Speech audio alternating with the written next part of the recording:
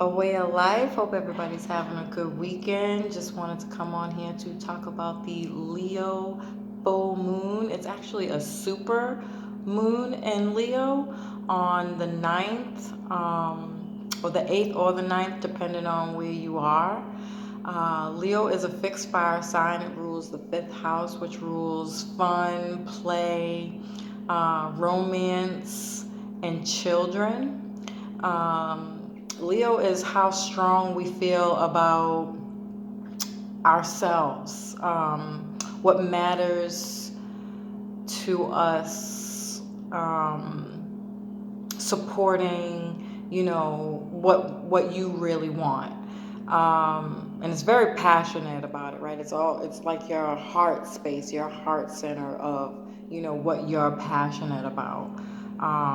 Leo is the lion, the king of the jungle. So, there's a lot of pride with this. Leo is a very dramatic sign. They say it with their chest. They express with their chest. um, they are very action oriented. Like, it's a fire sign, so it's physical action, like physical energy. There will be three signs and fire signs. So it'll be the Leo full moon, Mars in Aries, which is a fire sign, and Venus in Aries, which is a fire sign. This is going to be a high energy, positive, fast, optimism. This could bring warm weather because it's so much fire. This can be passionate, aggressive, and love. People may find themselves expressing themselves very dramatically, out loud. You know, strong sexuality, or like dancing. Because it's Aries too, so very athletic, working out, bike riding, anything physical, any kind of physical energy. This is also good energy for women because Venus rules women and Venus is in Aries. So women could become really business minded, more than normal, and a little, bossy. That's just the Aries energy. It's the first sign of the zodiac. It rules the first house, so it's always directly related to that specific person. So any woman can be very Aryan like. um, because it's a full moon, it's, sharing your heart and your passion in a very emotional way. Expressing your emotions. It's really, because it's Leo, it's kind of considered in a very over the top kind of way. Full moons are about illumination. It reveals and highlights what's been in the dark. So something could be illuminated at this time. You may feel more upbeat and see results from the last 18 months, which was when the last new moon was, which I think is right around the time that we were having all those eclipses back in the summer of last year. So some kind of results from that energy, you could be reaping rewards for that right now. You can go back to my video to see, what kind of was going on for you at that time. And when it was, you'll have to forgive me, I don't remember. To kind of see so anything that you've been working on since then, you'll begin to see the results of that. Full moons are also about endings, so you'll gain some kind of divine wisdom to make a decision on something, connecting you to, your heart center. This is all going to be about something that you are very passionate about. It might have been really difficult to let go of, especially with all that eclipse energy, but it was necessary to help you shed your skin, if you will, to allow you to bring something new in. We have Venus and Aries. Venus is a go-getter. She's dynamic. She's your cheerleader. She's really connecting to Chiron, which is the wounded healer. We not really talk that much about in the astrology, in the general astrology. Chiron is not a planet. It's an asteroid. So she's going to be reminding you that you're great and give you love. So you may realize something about yourself at this time, and Venus is going to give you your power back with whatever that something is. Wherever Chiron is in your chart, wherever this story is playing out in your life, she's going to help you rebuild it and give you life. She's gonna give you life, honey. That Leo energy is very vibrant and proud.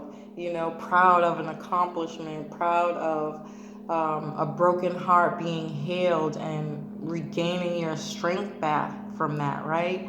And it doesn't necessarily have to be a broken heart. It could be anything that you were struggling with that you might have overcome.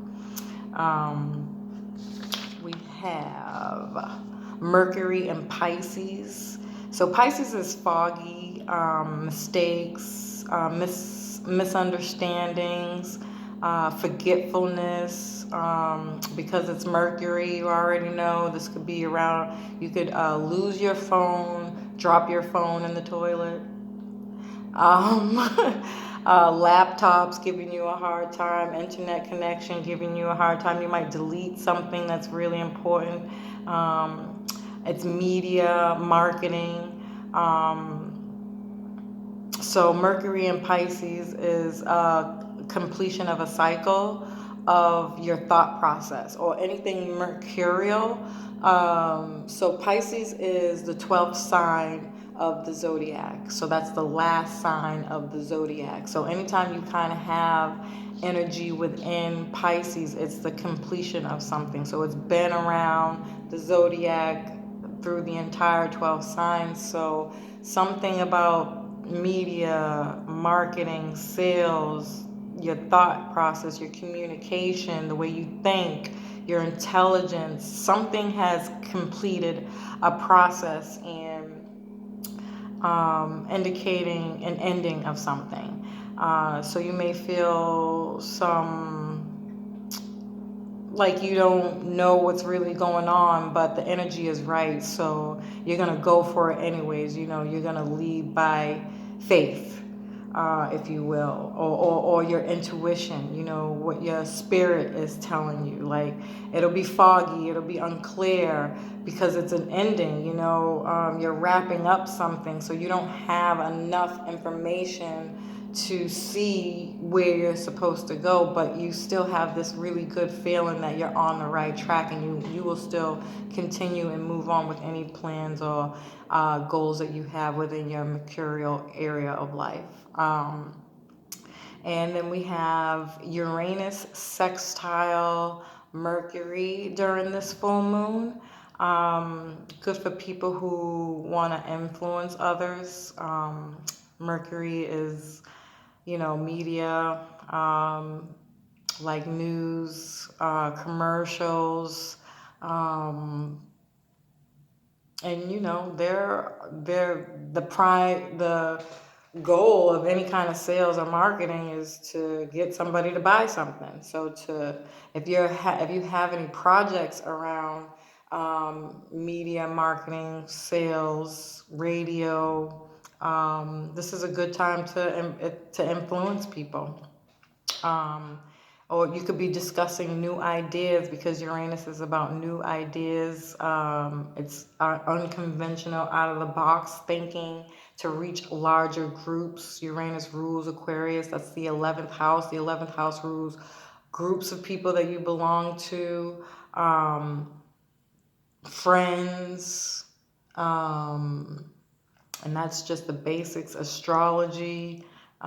social media, internet, any kind of things that you're doing around social media, internet promotions, astrology. Um, I've noticed like a lot of new people who have maybe never considered getting a reading or getting readings. That's going to grow. Fast thoughts, Mercury is your thoughts, your thinking process. Um, this will bring more clarity around these types of things. To be able to have these deeper conversations about new ideas will bring some kind of clarity. Venus sextile Saturn.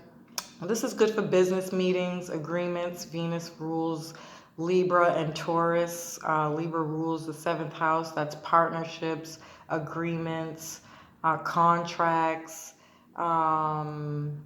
real estate, balance. Yeah. And then Taurus is food, beauty, fashion, money,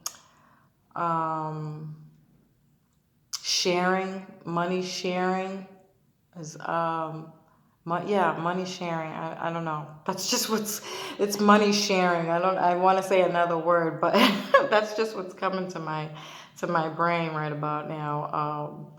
But the sharing of money, Taurus rules that. Farming, eating healthy, health.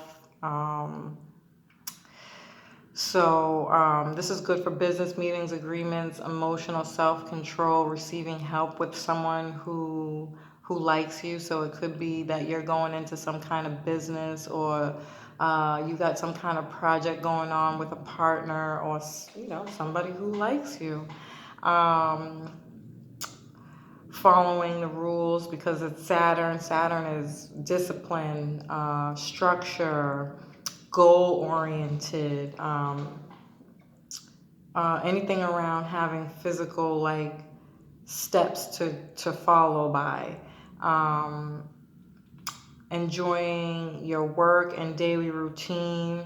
And again, going back to women, because it's Venus, women will feel more balanced in this energy. I think this is going to be really a relief from all this Capricorn energy that we've had going on.